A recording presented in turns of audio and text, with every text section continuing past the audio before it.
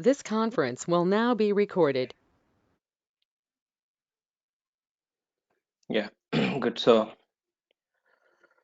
yeah, so if we try to recollect yesterday, so what we discussed, and we were trying to understand some shell scripts, like some that will be helpful, like where we were understanding some, yeah, disk space, how do we verify the scripts, and as well as, yeah, the zombie process, how do we identify, and which we are understanding some, like how do we check the status of the hosts, and as well as we were looking about some more like how do we send the email notification in case the particular host is not reachable. Yeah, there are some scripts and the shell script which we had it, and before this we were understanding this the essential the Linux commands which are required. And in the demo classes we were trying to understand about like what is the CI CD, that is a continuous integration and continuous delivery at the deployment. Yeah, there are the points so far which we had it. Yeah, so the today onwards which we go for this understanding like in the DevOps process.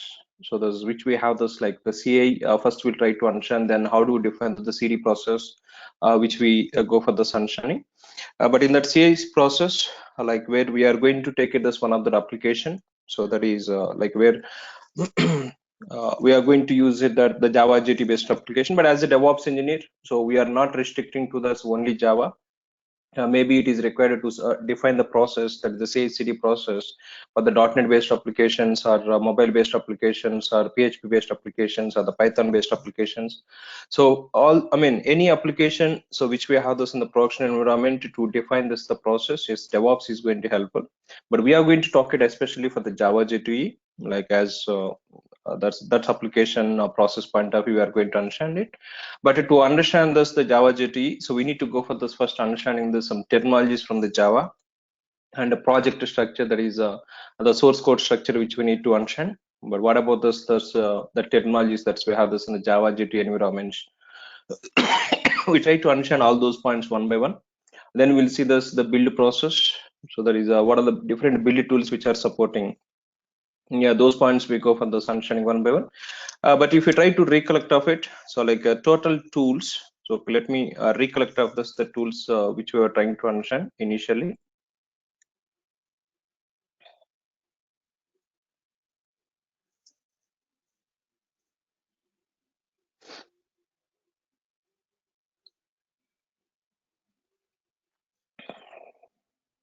Yeah, the source code management.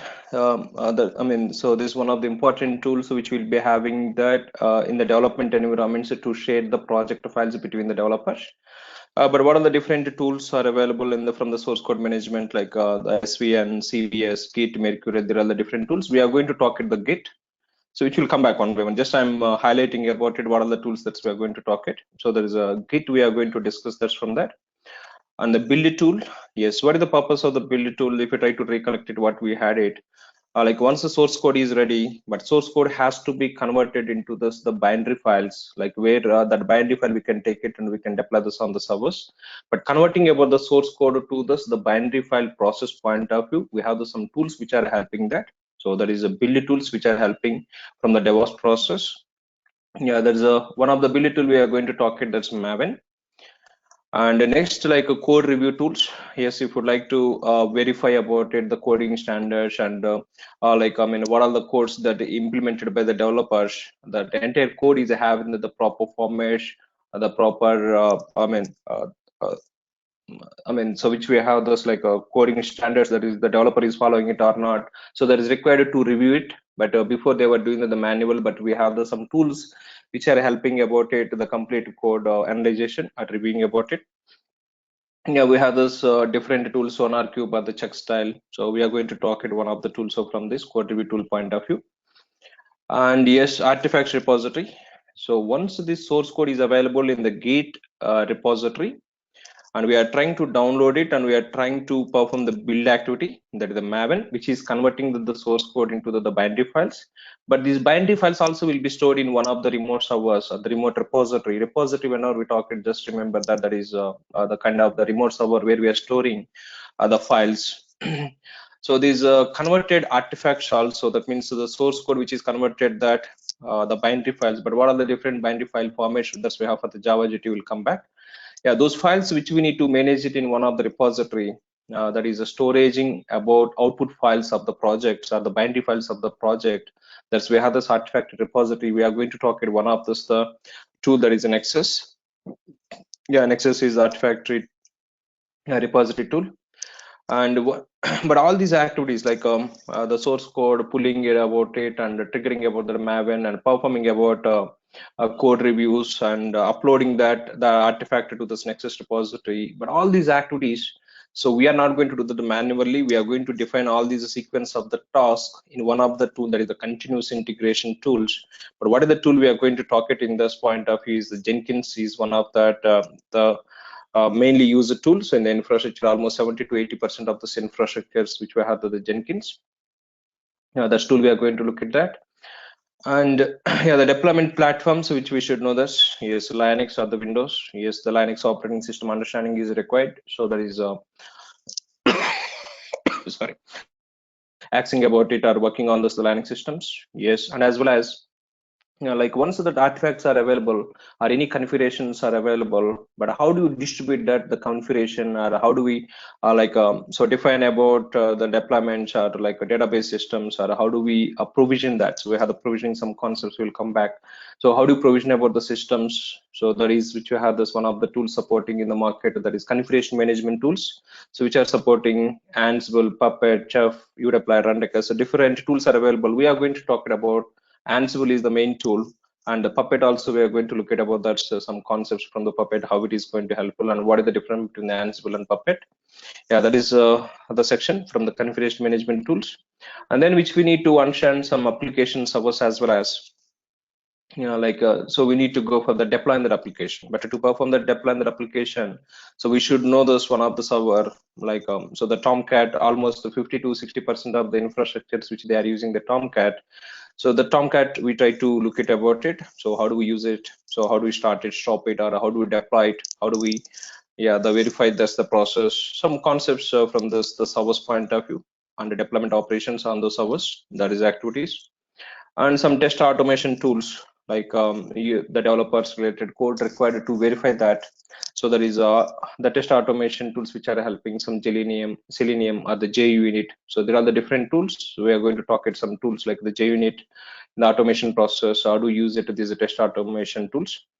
And yes, as well as some activities point of view where we cannot do this, or where we cannot get help from these tools. So there you need to implement about our own the scripting mechanism or automation scripts. So one of the automation script that is required, the shell scripting, or Perl or Python, PowerShell, the PowerShell Windows based, and the Ruby. So that is, I mean, one of the shell scripting at least required. So that shell scripting which we had it from that. And then so there is a monitoring tools. Yes, how do you monitor the infrastructure? So once all the instances have been defined, or the entire infrastructure is available, so how do we keep on analyzing that the host information, services information, or network outages? Like, yes, some monitoring tools. So that is Nagios is the tool we are going to talk it. And yes, the Tomcat server, we are talking about it as a deployment tool, but we are going to use it the container based as well. As that means the two ways where we can two infrastructures which we have, that where normal servers where we can deploy that about our application, or the next generation which is coming, the container based engines, container based infrastructures like the COEs, like a Docker containers or the Swarm or the Kubernetes. So there are some the container based orchestration engine tools we are going to talk it. So the Docker is the essential, and Kubernetes is the high availability infrastructures. We are going to talk with these two tools from that. And yes, the cloud infrastructure is also one of the cloud which we should know, that is which we look at about that Amazon. So that is the point. And some issue tracking tools, that is the Jira, or the virtualization softwares, that is a Vagrant, or the VirtualBox. Yeah, so there are the complete tools. So that's we were trying to understand this initially. If we try to recollect of it, so what are the tools that is supporting this in the DevOps process? Yeah, now we are going to talk about this as the first the application is required. So the application which type which technology related application we are going to take it is the Java project. So what is the Java, and what are the technologies that's we have this from the Java as the DevOps engineer which we should know this, or which we required to know about it, that application. So those points we are going to discuss. We are not the developers of the Java, but we should know this some files and the file systems or the folder systems of this the project and artifacts of this that's applications. So those points of view we are going to talk at some points the first, then we'll come back one by one tool like the Maven tool, and then Git tools, and then the Nexus tools, and then check styles, and then Jenkins. There are the one by one tool. We'll take it and we go for this understanding this. Yeah, so that is the overview. So where we discussed the initially about the tools, so which are helping in the CI/CD process. And the CI/CD I will come back later. So whenever we are discussing about the Jenkins, I try to recollect once again the CI process and the CD process. Yeah, so let's try to start about that. So that is Java keywords point of view. Yeah, so in the Java infrastructures, mostly these 4 keywords that we'll be having us. So what are those 4 keywords? If you just observe that, one is Java, JDK, JRE, JVM. So what about these the 4 keywords? And before that, how many of you are having the Java understanding? So the Java knowledge, just to know that, but that's not mandatory. Just to know that how many of you are having the Java knowledge.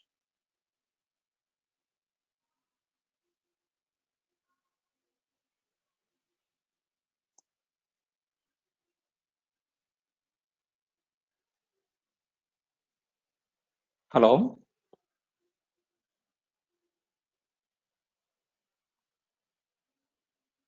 Hello. Yes, Yeah. Venkat. Yeah. So any Java knowledge prior to this? Yeah, basic understanding. Oh, okay. Fine. Good. What about remaining people? Just to know that, I mean, so how much you are good with this to understand the Java terminologies, just to check it that. Or you can ping this in the chat. So you do you know or not? So that is just if you ping it, that would be helpful to understand from my side, like how much you're good with this Java side. Okay, good. So basic knowledge. Oh, good. Yeah, so that is just like, I mean, but that is not mandatory. I mean, as a DevOps engineer, we are not restricted to the Java. But as a Java applications, we are going to define this in the process. We should know the some technologies. Yeah, that's points I'm just asking about it. Yeah, so there are the 4 keywords. So which mostly we listen this from the Java infrastructures as to run the Java environments like Java, JDK, JRE, and JVM.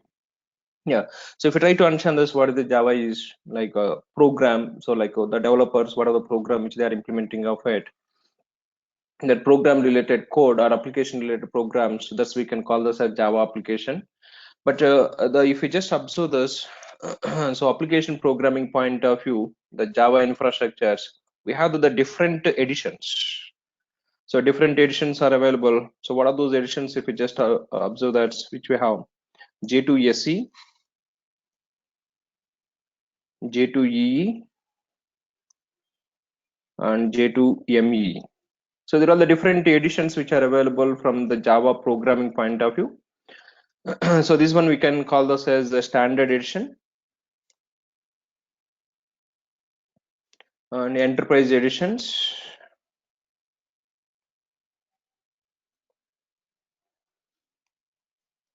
And we have this like mobile based edition.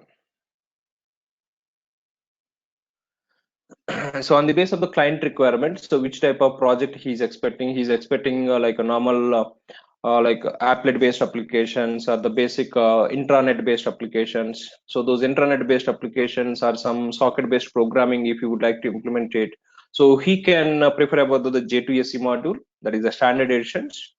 But we have the web applications like with suppose any banking domain or insurance domain. So any domain applications, if we just observe this in the over the internet, and those applications are implementing using Java J2E is nothing but. So what is the edition that they use it from the Java is that the J2E edition, that is enterprise editions, which are helping the business transaction to handle it, messaging systems to handle it, and as well as web applications to handle it. Yes, this is the edition, so that is recommended on the basis of the application requirement.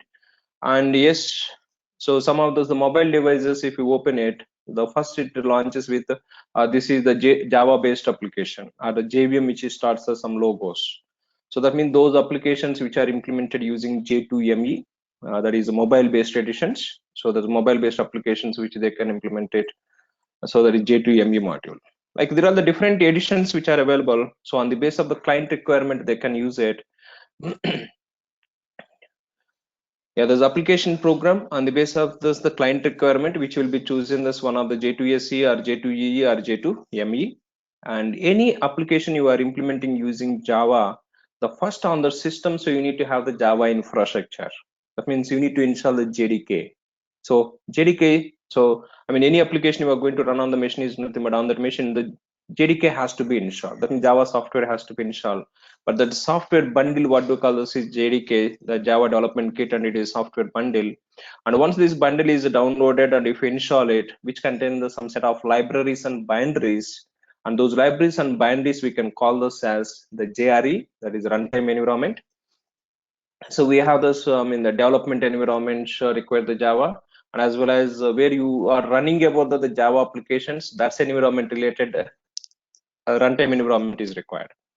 So we have the JRE, which is supporting to run that or to have this the set of libraries and binaries of the JDK. And once all these libraries and binaries are available, then we can use it. The JVM is the utility. So from the binaries, that JVM utility is helping to execute the Java programs. So that means any program, the Java program you are running is nothing but that program is running on the JVM. So application which is implemented is running on the JVM, but the JVM to have it, you need to have the JRE environment on the system. But JRE, how to download it? The JDK is the bundle which you can download it from the Oracle sites and we can install it. Yeah, that is about some keywords like what is the Java, JDK, JRE, and JVM. Yeah, that is about some terminologies from the Java environment point of view. And now we try to understand this the application point of view. Suppose the Java developer, he is implementing that application. So he has to create source files like application, all the Java files he has to implement it. But what about those Java files and in which directory they are going to manage it? So some file system which we need to understand, because so we are going to implement this the build tools. Build tools are going to read all these source files. But where these source files are located, where the developer is placing this all these source files, which we need to have some understanding about it. That's we are going to talk it here. Yeah, Java developer, if he is implementing this any Java program, that programs will call us as a source program, source files. But what is the extension? So that's we have this for the Java programs is that is the .java extension. But all these Java files, what he is implementing or what all the developers are implementing, it is required place it in one of the standard directory. So what is the standard directory that we'll be having that's in the project folders is SRC directory. That means you are you are going to work for this one project, and the project files, if you open that the project folder, so you'll be having this SRC directory. If you see the SRC directory, we can understand that the directory contains us all the source files of the project. Yeah, source files of the project. So source code of the Java Jet environments which will be managed in SRC directory, and which we have this is a but these source files we cannot take it and we cannot deploy directly to the servers. So what is the approach that we have this is we need to convert these source files into that some binary files. So that means like if you have the project in the source folder, if you have this like let's assume that like some 1,000 Java files are there, but all the 1,000 .java files extents required to convert into .class files. So there are like what we call this is binary files. That means each .java will be compiled and compiled once once the Java application program has been compiled, which will be converted that Java program into that .class file. But these .class file, there are the output files of the .java file. But these .class files also will be managed in one of the directory. But what do we call these directories is there are like output directories. So, but what is the mostly what are the directories that will be using about to manage this output directories?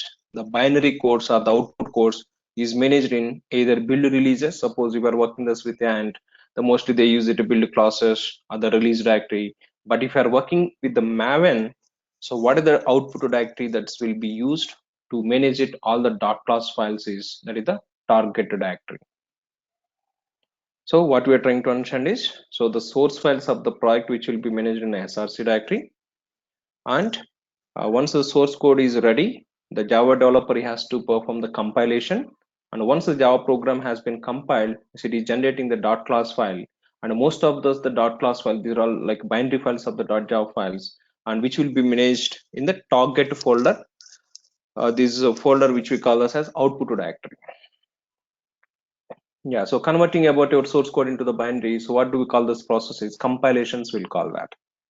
So once the Java program is available, it has to be compiled. Compilation, whenever you do that, the source code compiler converting into that binary code. Binary code is nothing but .class files in the Java binary file format point of view. And this .class file, only the JVM can understand that. But a .java file, if you open that, any developer, I mean, who knows about the Java program, you can understand it. But the .class file, if you open that, .class file can be understood by this only the JVM can understand. This is a machine language which contains about it. That's why we say that a binary file. Suppose if you try to open that .exe file in the notepad, and once if you open that, you don't, I mean, so there's everything in a machine language format where we cannot understand anything. There is a binary file. Yeah, so that is a .java file. So will be compiled, and after compiling that, which will be converted into the .class files. So that's we call this as binary code. So source files which will be managed in SRC directory of the projects, and the .class files of this are, I mean, that yeah, the .class files of this the project which will be managed in target directory. But whenever we refer to the binaries keyword, so try to understand this. What are those what the technologies that we have? This is executables, or the artifacts, or the outcomes. They're all like the same. The meaning of that executable, yes, .exe is the executable, and we call that .exe as binary file also. And artifact, yes, artifact are like output files or outcomes. So they're all the same technologies which we use it for these binary files. Sorry. Yeah, that's about understanding about project structure. So that means if you open the project, so project default directory which you'll be having in the SRC, and once if you do the compiling of the Java programs, so then so in the project home directories we'll be having one more directory also, that is the directory we call this as output directory. But in the Maven, so what is that output directory? We call this target folder. Yeah, so SRC and a target, there are the two directories that we'll be having in the project home directories. We'll come back so anyway to understand it all these points, but just there are the prerequisites to understand how the programs would be. And now we try to understand some Java program, how the structures, and so any Java program if you have this, so how do we like perform the compilation and executions. So suppose if you have this one Java program, hello world, some program, and to see this output of this program, then what we need to do this is we need to perform the two steps. So what are the steps is, yeah, but to perform this all these steps, the first JDK should be installed, and once the JDK is available on the system, then we can verify that the Java. How to verify this is, I'll come back to that. The Java version is the command. Yeah, so any Java programs to run it, so JDK should be installed on the system, and how to verify that the JDK is Java version, but I will show that's how to install it and how to work with that. Suppose if you see this basic Java program, just to understand it, but we are not going to implement it. So just what is the process that we have to see that output? Yeah, suppose if you just observe this program is having the hello program which contain the class as a hello, and which is having this one main method, and which is receiving some arguments with this, and it is trying to print about the system.out.println. Yeah, so easily we can understand that if we run this program, so what is the output we are going to have is some hello world print message on the screen. But to see this output, that means now the Java program is available. But to see the output of this hello world, what is the process that we have? This is we need to compile it and we need to run it. But here remember that, so this program is having the main method. So one more point what we need to understand from the Java point of view, that is if the program which contain the main method, that program we can run directly on the JVM. If you take it any Java program, if the Java program contain the main method, so this main method, default method, and that program you can run directly on the JVM. You don't need to have the servers. We are saying that the Tomcat server or WebDrive servers. Why do we need it, those servers? We'll come back. But so so as per these standard editions point of view, as per these editions point of view, J2E that is standard editions, we can directly run on the JVM itself.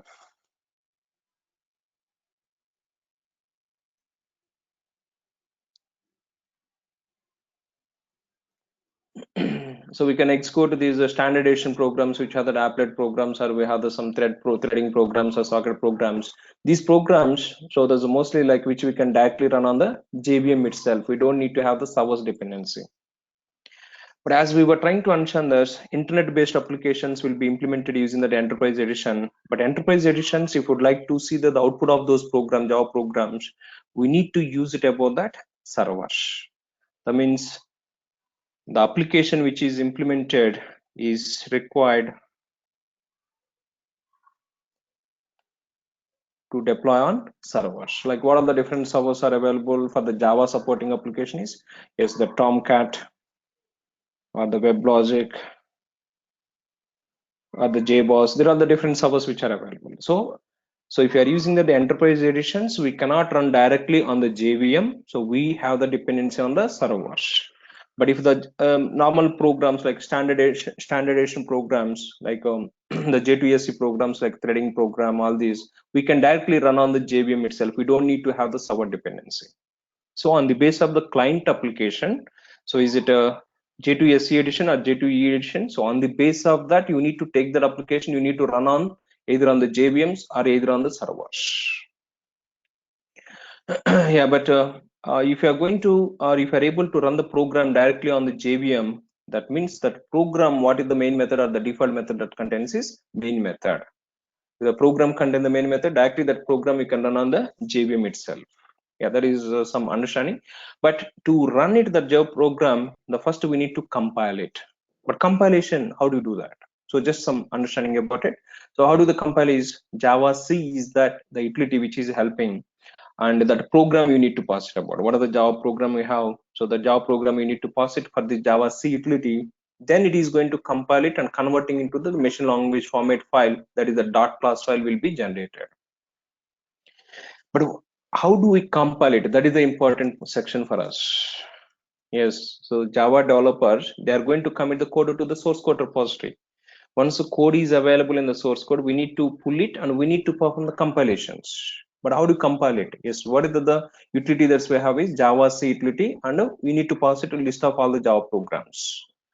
And once if you compile it, but to compile it, what are the dependencies we have is, so the Java C utility is available from JRE. So the JRE or the JVM, so which we have the dependencies. So this utility which we need to use it from the Java, and this program, the Java developer, what are the program he has implemented, the program we need to, or we have the dependency.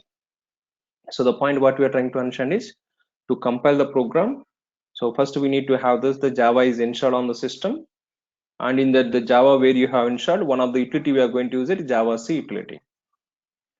And to the Java C utility, we need to pass it which program that you want to compile it. That means what are the .java files we have, all the .java files we need to load it on this Java C compiler. So what are the dependencies? JVM we need to specify where the JVM is available, and to the JVM we need to specify this where are my Java classes are located. That is the point. So we are trying to understand. So already we discussed the environment variables in the Unix, but the Java environment to set up that, what are the environment variables that is required. So to understand it, all these points we are trying to understand it. We are discussing about it. What are the points we have is any program to compile it or to execute it, we have the dependence on the JVM and as well as Java files. So once this compilation has been done, so if you are able to load the Java C utility, and to the Java C utility, if you are able to pass this Java program, now we will be having the output, the program has been compiled successfully. Then we need to execute it and we need to see the output of the program. But how do we execute it, the Java programs? So we have this Java is utility, and this utility from the Java libraries or the binaries, we need to use it, and we need to pass it about the Java program name. But here also we have the dependence on the JVM, and here we are going to pass the class file, not the Java file. So first program has to be compiled, which is generating about this the dot class file, and once the dot class file is available, then we can see this or execute the program. But executing Java and program name, compilation Java C is the utility program name.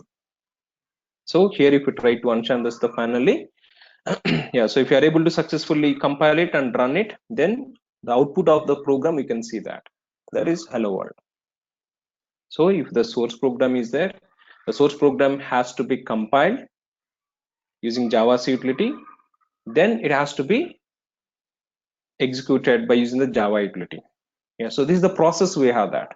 That means you are able to see this or accessing that application is nothing but before that application, this internal process has been done. Compilations and running the program either on the JVM or running the program either on the server. So on the basis of the type of editions, so if you are running the program on the JVM, yes, that is a hello world. So if you are running the program on the server, yes, we can see the output of the program through internet. Yeah, so that is about the process which we have that. But how do you define it? That means you need to set up this infrastructure. But how do we define that OS? I mean, the finally kernel system, the Linux level, we have the kernel system. The kernel system should locate where the Java binaries are available. That is Java C utility, Java utility you are compiling or you are executing any program you are executing is nothing but OS is looking about where the Java binaries are available. But where the Java binaries are located, wherever you have installed the Java, in that location the Java binaries are available. But in one system we can install the multiple Javas, multiple JDKs. And once JVM you are able to locate it, the Java binaries, if you are able to locate it by the kernel, then to the JVM we need to specify that where are my Java programs are located. Suppose you have installed the Java in the C drive or something in workspace batch 13, sorry, online batch, so which we have this, that's which we have installed this, the Java over there. But the OS has to locate that where the Java binaries are available, and the JVM has to locate about that where the Java programs are available. But programs are available in the different directory. So how do we instruct to the OS where are my Java binaries are located, and how do we instruct to the JVM where are my Java programs are available?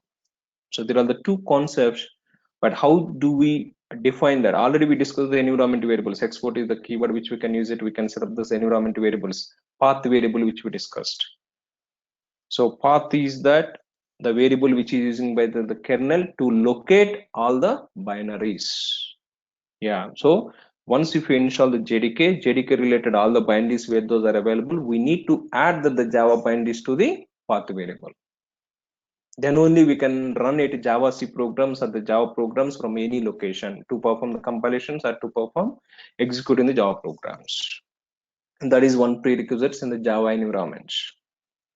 But what is the specific to the Java point of view? What is the another environment variable which has is class path is that's another important environment variable. So if we define the class path environment variable by using export class path equal to, so but class path what we are going to define, where are my Java programs are located.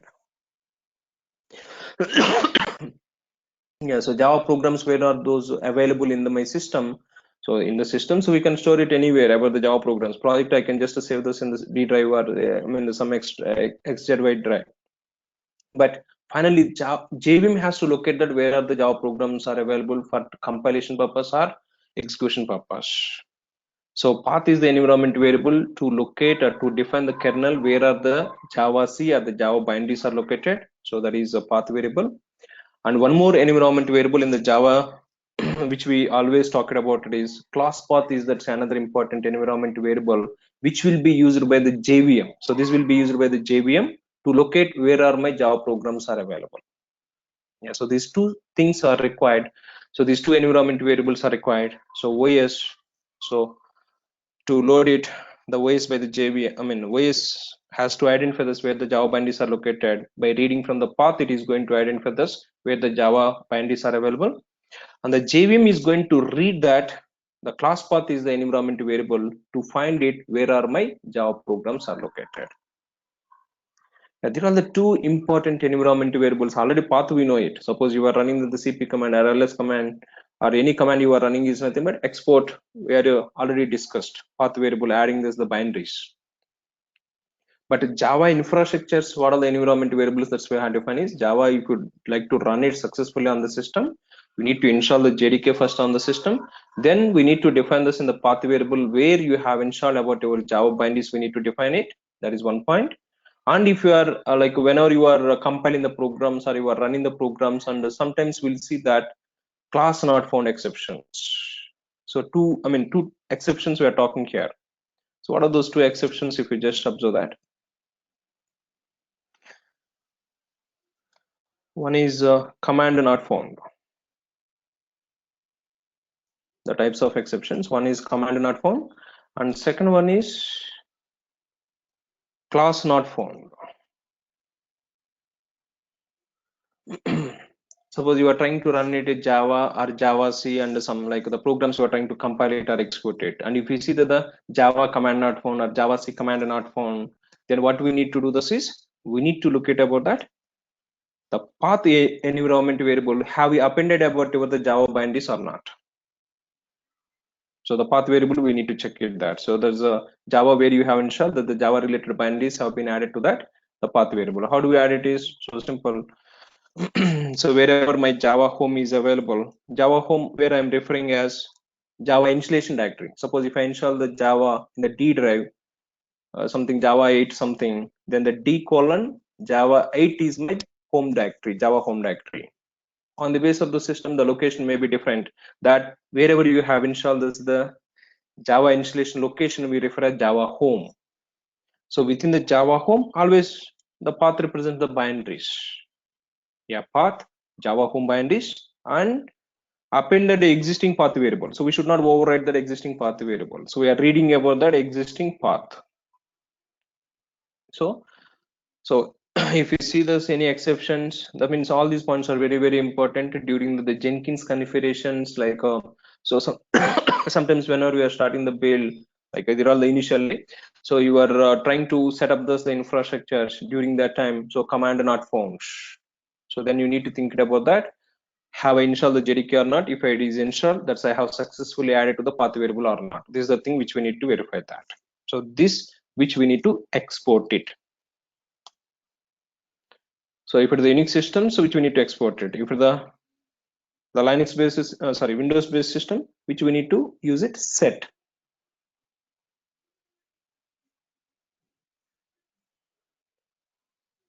So this is the Unix system.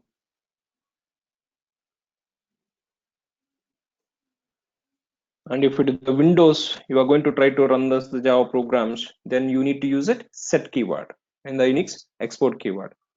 And here the Unix, to read that existing variable dollar, we use it that. But to read that existing variable in the Windows, how do we use it is percentage. Yeah. So if you see there's anywhere about the Java command not found or Java C command not found, so then you need to check it about that's the path variable. And yes, once the Java command is found and it is trying to compile it, but during the compilation or during execution, some class not found exceptions. So whenever you see this from this, the class not found exceptions from the build process, then we need to think about that, whether the particular class is loaded by the JVM or located by the JVM successfully or not. So the class is not available to the JVM. That means we need to think about that. So another important environment variables which we talk it always in the Java environment, there is the class path. So path always represent the binaries, right? So path always we use it the binaries. But class is not found. So whenever you see that, so classes, classes, what are the files? The extensions dot class. But are you going to have the only one dot class file? No, project is going to have the 1,000 classes, 1,000 Java files, and all the 1,000 related dot class files you need to manage it. But how do you manage it? All the 1,000 class files, so which will be converted as dot jar files. That means the jar files, whenever you see that, what we can understand is that contains a set of dot class files. So all the class files of the Java program or projects which will be created as jar files. That is archive file. Suppose I have those 10 files, so 10 songs I have this in my system. All these 10 songs I need to move to another system. Then when copying is very difficult. So what I do this is first all the 10 files will create as a zip file. that is archiving that. All the files are 10 files, I'm just archiving that. This archive file, I'll take it and I'll just copy it to this my external drive, wherever it is required. Like that, the project contains the so many Java files. All the Java files will be compiled. After the compilation, we'll be having that dot class files. But all these dot class files, we need to archive it. I cannot take it one by one class file to deploy this on the servers or to run on the JVMs. So what we need to do is we need to create archive file. But what is the archive file that is supporting in the Java infrastructure is our project purposes, that is .jar file. But so I mean, so this is about our project, but about our project is going to have the dependency on other jar files also. Suppose if you are like in the J2 edition, if they are implementing about some spring related the jar files, they need to use that within the project. Or Hibernate related the jar file, they need to use it. Some Log4j related jar files, they need to use it. The Spring Boot application related. So what are the modules they are using about it? That module supported jar files, they need to use it. But where do we manage it? All these jar files. What is the standard directory which we have? This is lib folder. And the binaries, I mean the executable files, Java command or the JavaC command, which will be managed in bin folders. But supported files are the application related multiple files in the Java environments, like all the .class files, which will be created the .jar files. And if I have the 100 jar files, all these 100 jar files, you know, what is the standard directory which we use it in the Java GT projects is lib folder. So class path always represents to either jar file or either lib folders. So path of that, so that means wherever that the libraries are located, I don't want to specify the path here.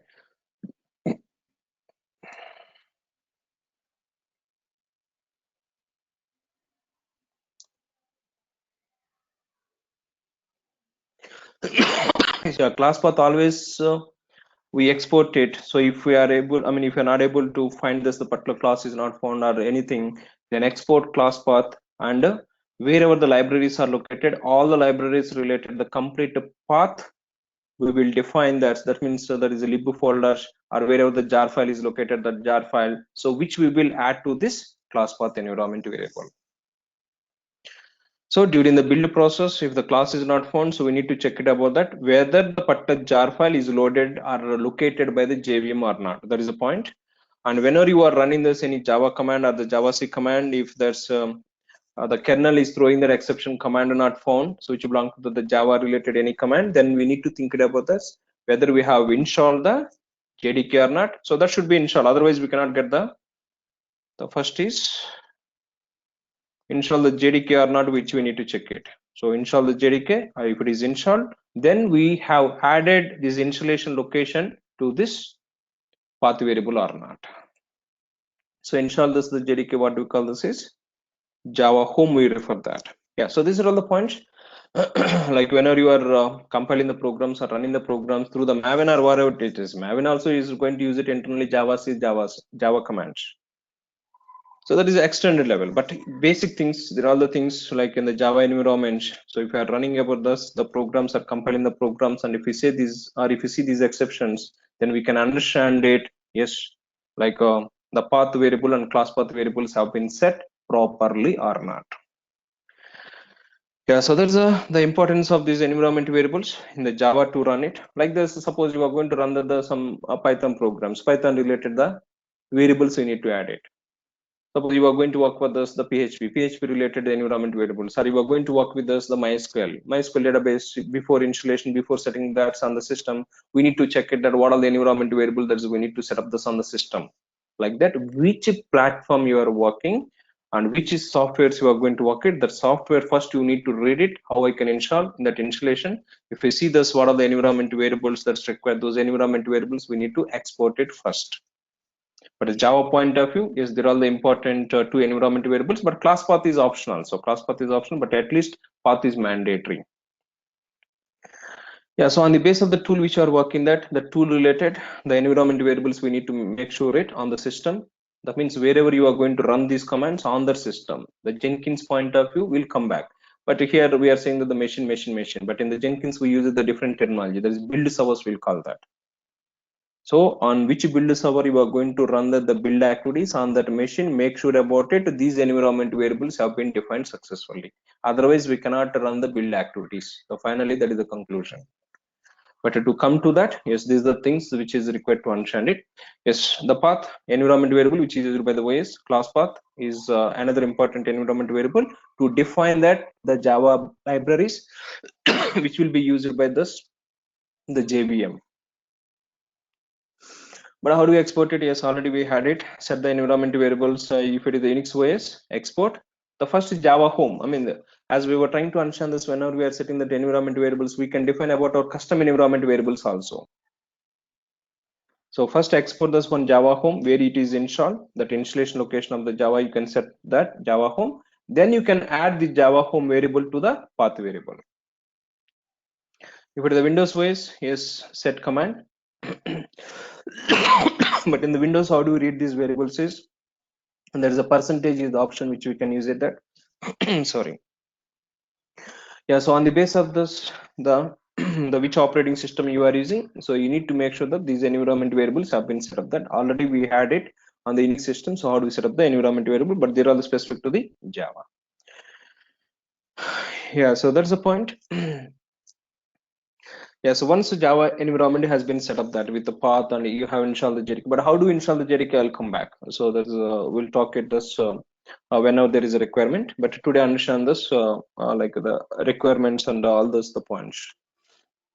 Yeah, once the Java is set up that and you are able to compile or you are able to run the programs. But are you going to run this all the JavaScript commands or the Java commands manually one by one? No, so we don't run this manually one by one. Then what is the approach which we have? This is we go for that using about the some build tools which are helping that. That means basically the initially whenever they started the Java, any Java project related the compilations and the execution, they are doing this by using the JavaScript commands. But nowadays, so there's as extended that which we have this is build tools which are helping all these compilations and running the programs. Yes. So what are about the build tools? And before understanding about this build tools importance in the Java environment, but actually what is the process we are expecting that if you are going to, if you have the source code, objective is source code is required to deploy on the server or the JVM on the basis of the type of editions.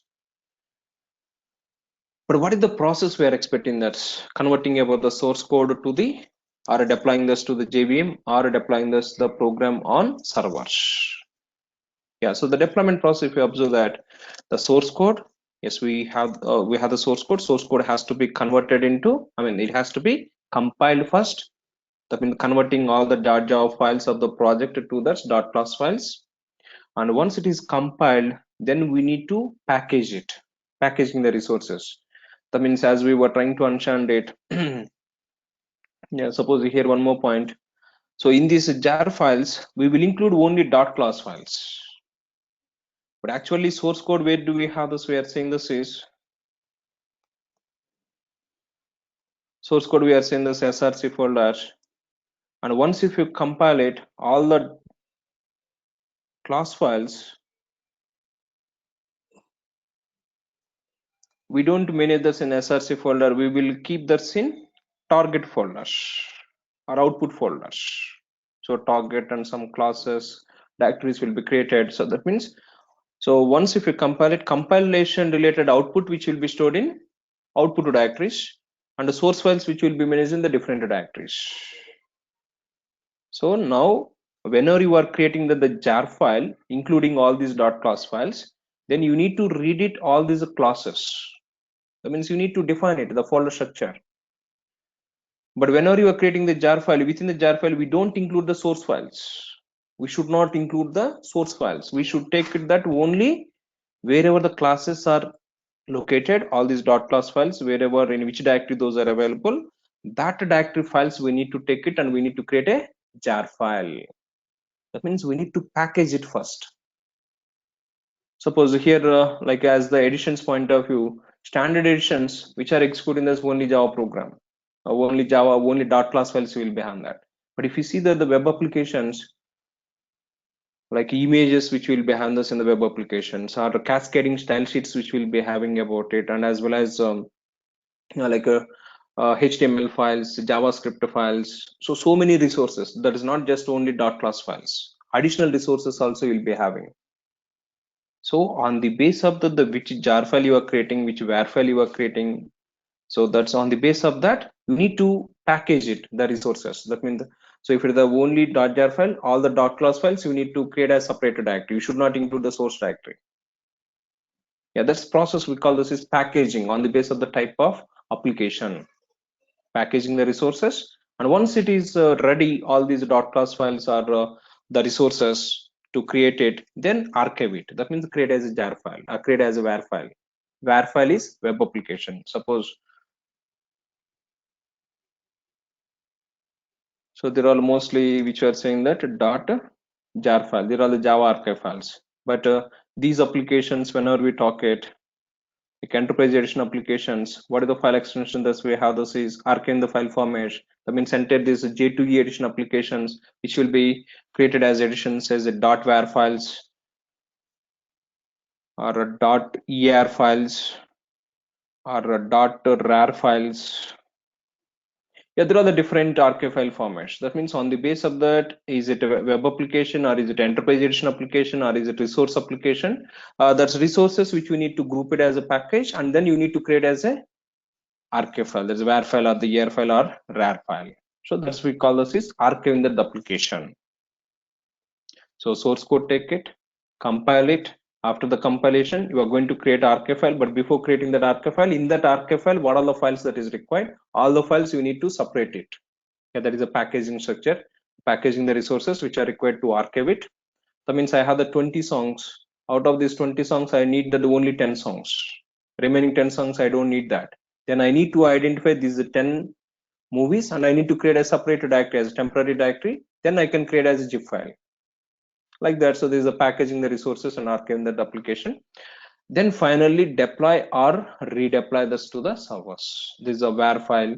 With the var file or the er file, we can deploy this to the servers. Or if it's the .jar files, we can deploy this to the servers, and as well as we can deploy this on the JVMs. We can run it as well as.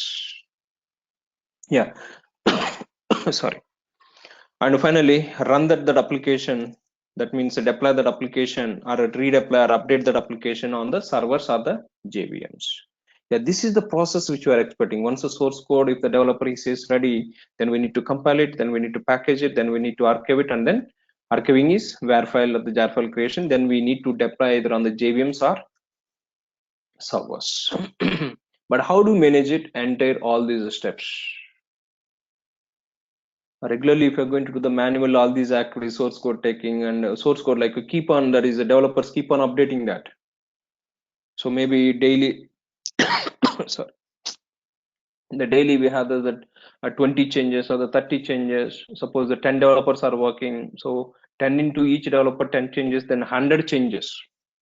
But each and every change, compilations and packaging the resources and archiving the application and deploying that application, then verifying that the change. That is the big process for the development environments, or whenever we have the releases, that's application, that source code to the staging environment or UAT environment. That is a big process manually to perform it, all these activities. Then what is the tool that is supporting is in the market, which are the build tools. Yeah, what is the build tool? Yes, whatever we discussed this all these points, that is we can automate it. So that is the source code the compilations and packaging and then archiving, and even we can distribute that application to the servers, or we can distribute that application to the repositories. So all these activities that we can manage it through build tool. But these build tools are specific to the technology. Suppose .NET you are using, the build tool will be different. And if it is Java, yes, build tool which have the Ant or the Maven. Yeah, on the base of the type of technology which you are using, the build tools are the different.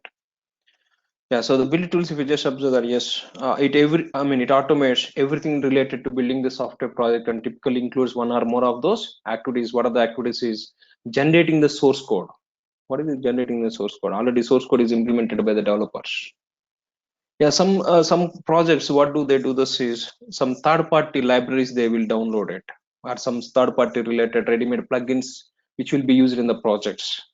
If they use that in the projects, like auto-generated code which is used in the project, that auto-generated code, so which is helping about it, these build tools to generate as a source code in the project, and then compilation, so documentation of it, compiling the source code, and the packaging, that is the jar files or the zip files. Suppose if it's a PHP application, you can just create this a simple zip file. You don't have the separate archiving structure. Zip file, take it, zip file just extract to the servers. That's all. For the Java packaging model, what do we have to see? Jar files, var files, ER files, or rar files. They are like on the base of the type of application. We don't need to worry about it. So the J2 octet, he will decide of that. What is the packaging structure that is required for that? The modules which are used in the project. Yeah, that is a packaging, compiled code into the jar files or the zip files, and finally installing that the packaged code on a server or in a repository or on the JVMs or wherever it is. That means distributing that application. Once there's a archive file we don't keep this in local systems. That is required to upload to that or store this in the remote servers, or you need to deploy this to the servers. So like the installing and install the packaged code into a servers. Yeah, all these activities that's we can automate it using the build tools. But what are the types of applications? As already we got it, so two types of the applications are available. So the one is a standalone application, so like using the JDK we can manage that these applications which contains the mainly Java classes, and the packaging file format is the .jar file. Mostly you can take it the jar file and you can directly run on the JVM. You don't need to have this any additional servers. But the web applications, so these applications you cannot run directly on the JVM, but the latest point of view, what do we have to see? Some Spring Boot applications which have come up, that the Spring Boot applications which are helping, you don't need to have a separate server. That means, so using the JVM itself, you can launch that or you can deploy that applications. That is the next generation, but that is the current which we have this is, yeah, so which we can take it these applications and which we can host on the servers. But what is the file extension? The binary files which are expecting is .var files or the ER files. And what are the source? I mean, if we just extract these var files, so what are the files we will be having is, I mean, the source files won't be included, but most of those the .class files and the CSS files, JS files, JavaScript files, HTML files, JSP files, the XML files, the images which are required for that application. They're all the resources of that application. So which is required. This is process we call this as packaging. And then archiving, that is the var file. And var file finally host on the server. Yeah, so that's about understanding that some key some keywords and important environment variables. What do you have the dependencies? I have got this point. So any queries or the questions so far on these terminologies point of view?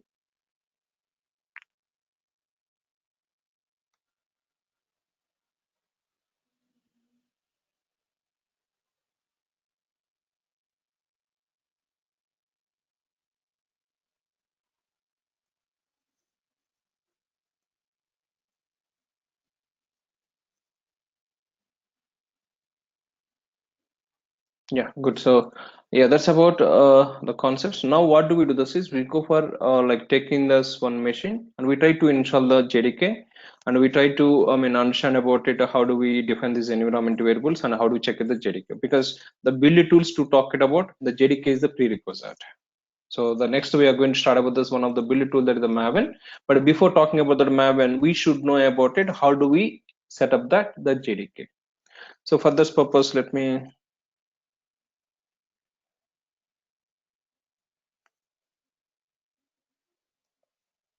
just take this the machine. So these are all started yesterday where I didn't do that. So let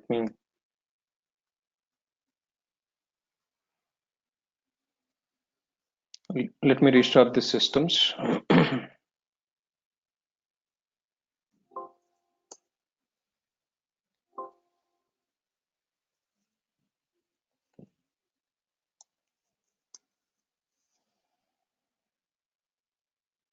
Yeah, these are systems which I'm taking that to set up this, like already whatever the machines I'm using, same machine. Let me log in.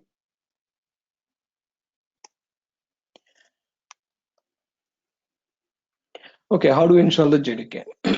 So who is the provider for this, the JDK? If you just try to understand it. So we have the Oracle vendor who is providing this all these softwares like Java software. Before it was Sun, but Sun is acquired by this now the Oracle, and everything now we have this from the Oracle team. And if you try to browse it in the Google, download the Oracle JDK,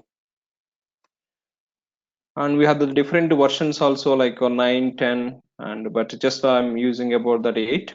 So just if you go for that to download the JDK for 8, just observe the first GUI based how we are doing. Then, but we are not going to do the GUI based. We see this some command line based how to install it. But command line based, if you just observe that, yes, I'll come back to that. So there's a first let's observe that the GUI based.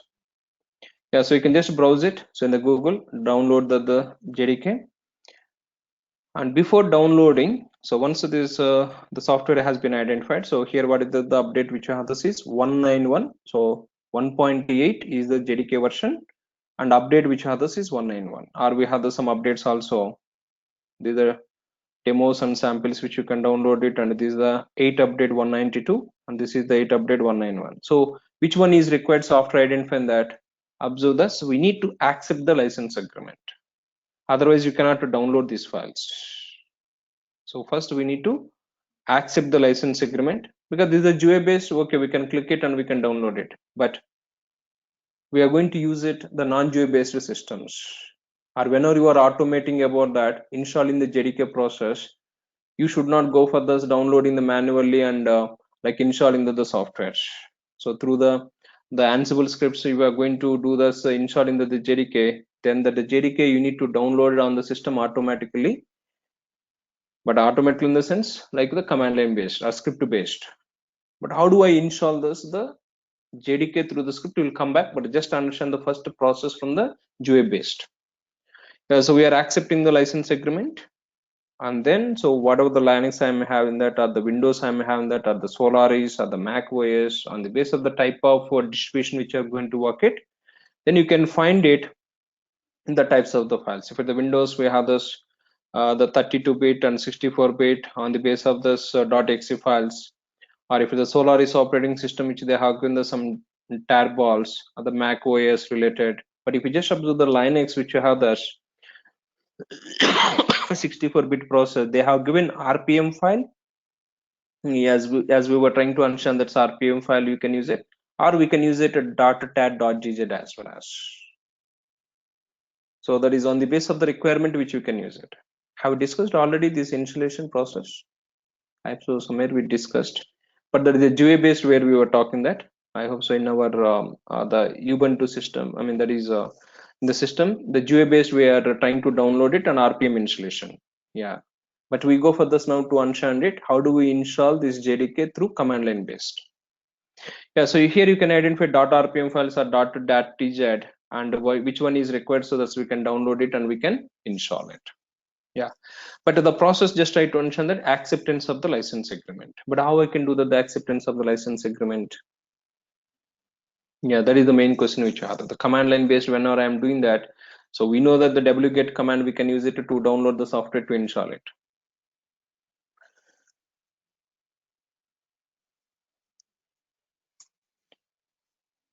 So we can use it to wget, so to download the software to install it. But here this in wget, and if you try to copy this link address, so if you need it, suppose this tarball, you can copy the link address, and we can say that the wget, and if you try to paste it to this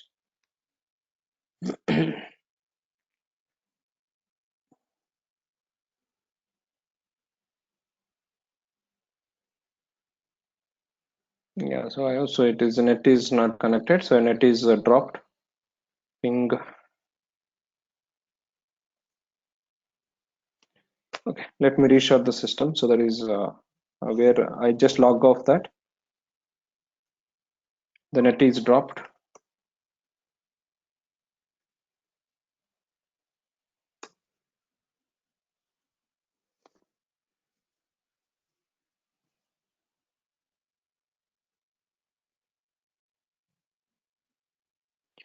Yeah, duplicate, and if you try to use it directly, so it is, so we'll observe this, it is going to try to download it or not. If that is not trying to download it, then what we need to do this? Suppose, okay, so meanwhile, so if we just observe this in the Google, like downloading this SunJDK with command line based, we just try to refer that. So installing Oracle JDK, specific that. So we are trying to understand the Oracle JDK. So M package we can use it. M install on the Java. If you do that, some Open JDK which will be installed, but the Open JDK is the different one. That is not the standard one. But Oracle JDK, if we need it, this is a process we are trying to understand. Yeah, installing the Oracle JDK using wget command. So if you just browse it in the Google, yeah, some like the URLs which are helping that wget to download the Java 8. Or you can see this wget command to install the Oracle JDK. So you can refer about these sites like which are helping, but we'll observe that. So what it is doing.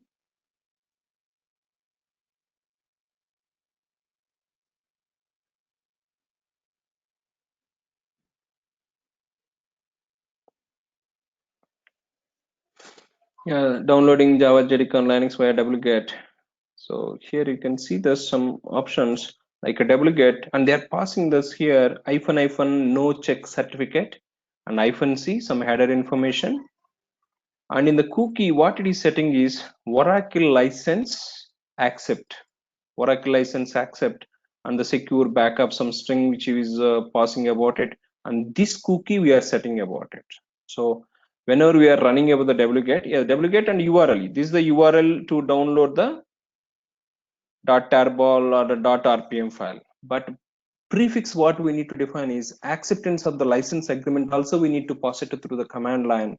But how do we specify this accepting the license agreement through the command line is this string is required to concatenate it. So this is for the JDK 11 or the JDK 10.02. So they have given, or you can add it about our URL. So this URL is about our URL. So if you just observe that this URL, which JDK that you want to download it, that URL we can define it.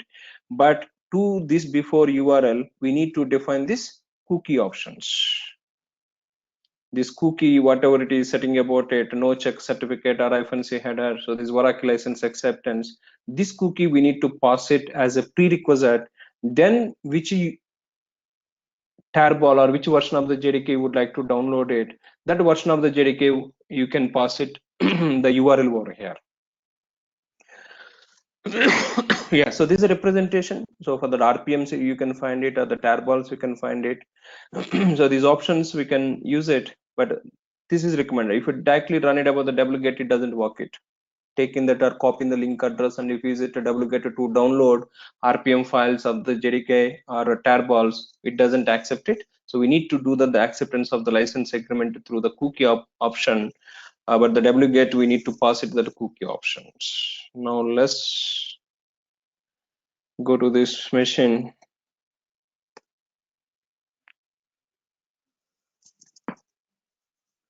Yeah, if you search it to Google, so how do we download the Oracle JDK with wget? You can get that options like the cookie options. You can just browse it that option and you can try to work on that. Yeah, suppose what I'm going to do this is I'm going to create one workspace directory where we are going to install the JDK in this location. In this root to directory, I'm just creating one workspace. Yeah, so in this workspace, I'm going to install the JDK.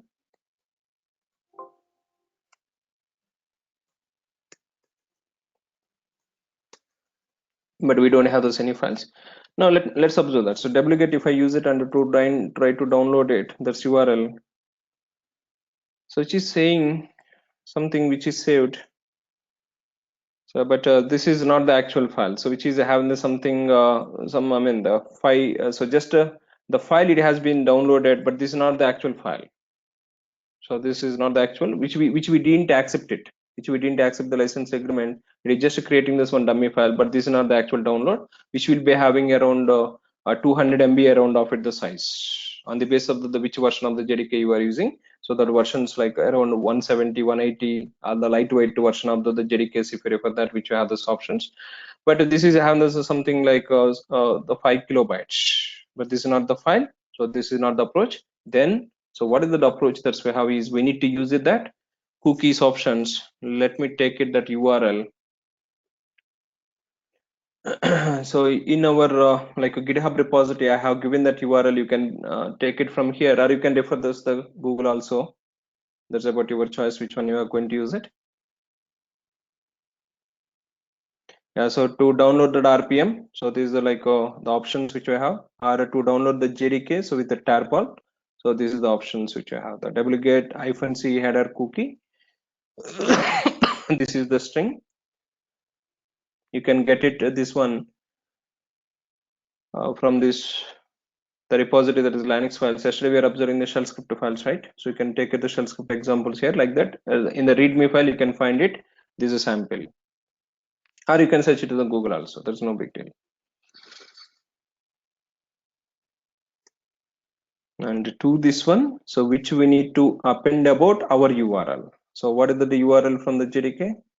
Yeah, so this, if you need it, this one. So then take this copy link address and append these two. Then go for the taking this URL to download that. Sometimes the cache will get failure, but you need to try with multiple options. But let's check at that.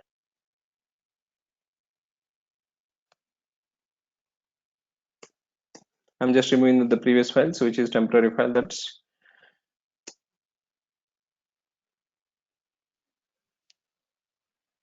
yeah, somewhere it is missed. Okay.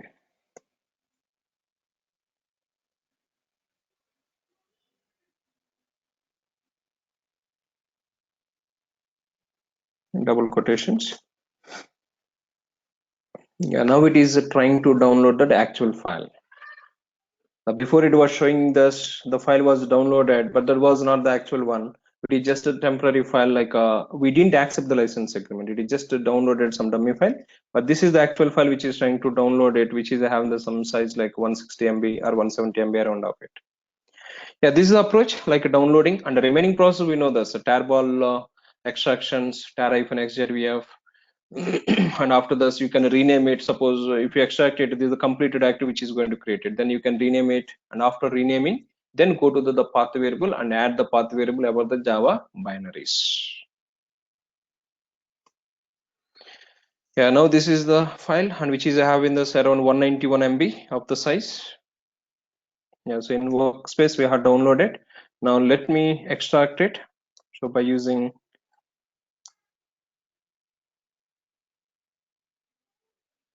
yeah, sure. So I'll do the ping as well as okay. Let me try to take it this. Yeah, I do that. So this URL which will be used in the Ansible scripts, like if we needed any downloading the Java JDK, so this URL which will be used, or we can download it in our controller central machine, and we can copy this file to all the systems. But like through the scripting, if you'd like to download this Oracle JDKs, yes. So this is the option which we have. We don't use it the open JDKs which are available from package manager. Yeah, that is extracted. Now this file is no more required. Let me remove this the JDK file.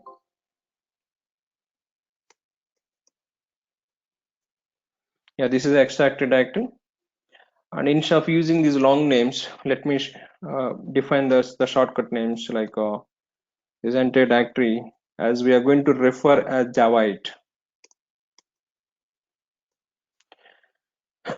Now if we go to this directory, now this directory we refer as Java home directory. Wherever it is installed the JDK, that location we refer as Java home. This is about our Java home directory. And if you observe this, what are the files we have this is, it contains this the binaries and libraries and with JRE. JRE, it contains again the set of libraries and binaries which are required for the JVM purpose. So we have the two types of like the software, JDK, JRE.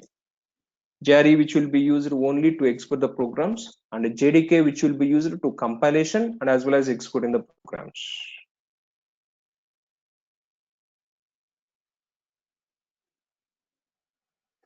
Yeah, so there's contains the binaries, libraries, and the JRE. So which we can compile the programs with this, and as well as we can run the programs as well as. And especially in the bin folder, if you observe that in the bin folder, like which you can see there's some Java related, the binaries. Yeah, Java binary, Java C binary. So this is for the compilation. This is for execution. And we have the Java documentation generations. And we have this JStack, some other, yeah, JStack, which is helping about like to generate thread dumps which are required for the JVMs.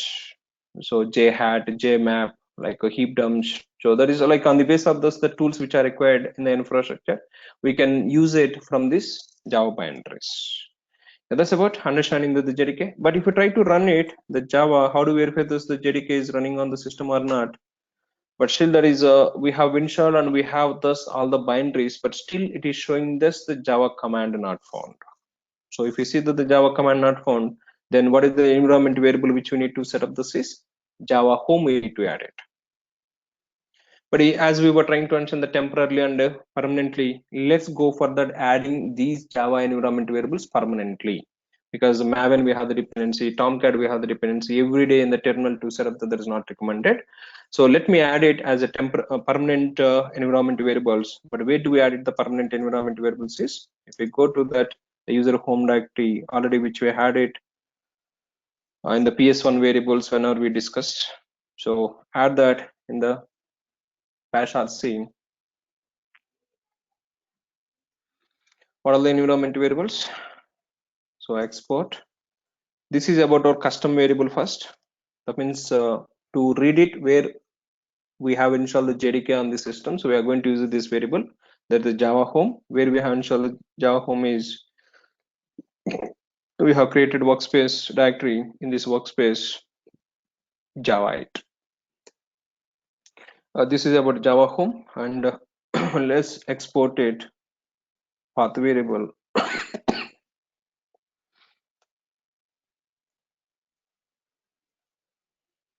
So we are reading about the Java home variable. So how do we read it is $Java home and then /bin and append as the previous variable, that is the path variable. Yeah, so these two variables that is required.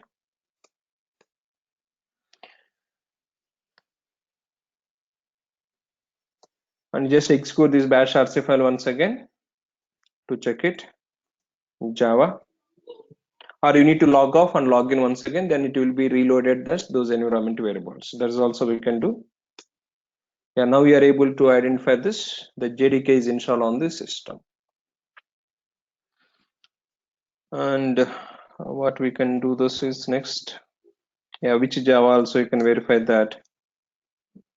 That means whatever the Java activity we are trying to run it, where this is located. So this is about our workspace, Java 8, and in the bin folder, and this Java activity we are trying to use it.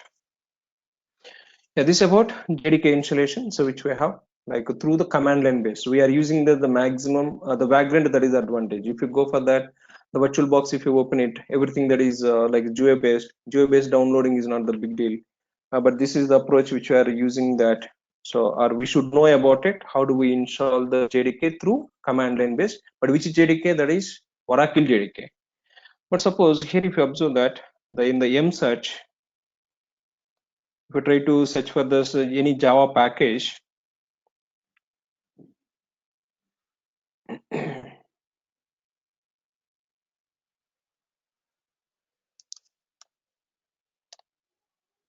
yeah. So what is the JDK that is available? Open JDK is available. So Open JDK, this is the default from the package management tools.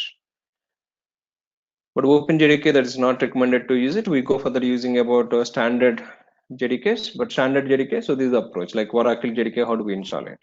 So that is acceptance of the license agreement is the prerequisite for that. If you needed Open JDK, then go for that M install the Java, and if you confirm that -y, that will be taken care of. That's install in the JDK and the Java related all the libraries adding to the or binaries adding to the user binaries. That means you don't need to explicitly set up the path variable also. Yeah, so that's about the JDK and the Java keywords.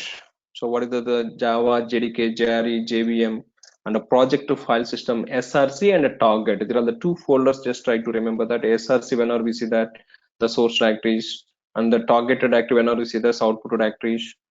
And then we are trying to understand this any Java program. If have this, we need to compile it and converting as a dot class file. Then only we can execute the dot class file either on the JVM or either on the server, on the base of the type of editions which you are using. Is it a J2SE or J2E? If it's a mobile infrastructure, there's mobile related the JDKs which are helping that. Yeah, that's about understanding the process. But to perform the compilations, we have the Java utility. To perform execution, Java utility. But all these utilities are located in the Java where you are installing in that installation directory bin folder. But how the kernel system is going to locate about this, where the Java binaries are located is path variable. And but once the path is identified about the Java or JVM, but the JVM is going to try to load the class files, that is the dot class files or the dot Java files. But where those are available, we need to define it through the class path environment variable. Yeah, that's about environment variables for the Java infrastructure.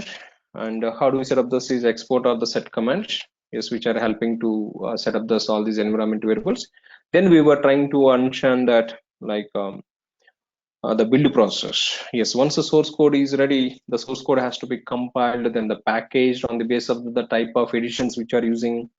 And then after the package, then we need to create archive file, that is the jar files or the var files or the ER files. Then we need to distribute that artifact, the binary file, to that either servers or to the like a remote repositories. But how do we manage it all these activities with automation approach? Yeah, there's a build tools which are supporting about it. Yes, what is the main powerful build tool that we offer thus the Java Jet infrastructure is Maven. But to understand this Maven, before that's what is the prerequisite that we have is the first we are trying to understand how do we install the JDK. But installation of the JDK also you need to automate it in the infrastructure. You should not do the manually taking about it and installing that. But how do you do this is yes, wget you are able to run it is nothing but so wget command you can define in the shell script and shell script run it simple. So wherever it is required, copy this shell script, defining this wget command and adding about these export variables to the bash rc files, user home directory bash rc. If you just write it one .sh file, just copy this sh file on the remote machine, just execute it. That is going to try to download it, and that is adding the export java home to the bash rc files if you just define it, and source also just call it source and file name. So this command.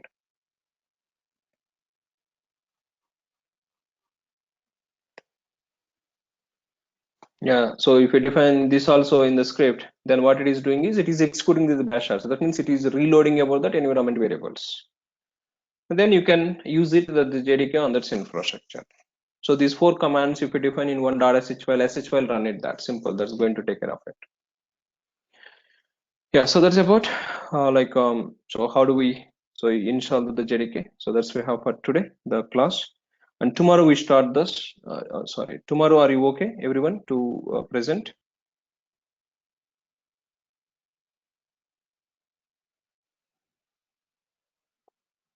Okay, so tomorrow we take it off, and Monday we take it, and Tuesday we don't have the class. That is just the Christmas.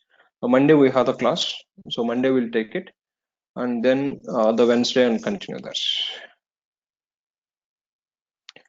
And Monday we will discuss about the starting the Maven.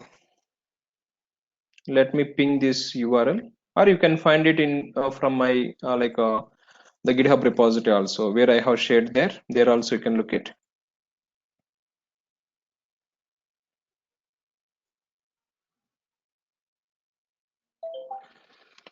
Yeah, so that's for today. So which we have, and the Monday we will meet it, and we'll continue this the build tools. That's the Maven which we started that. Any queries on this?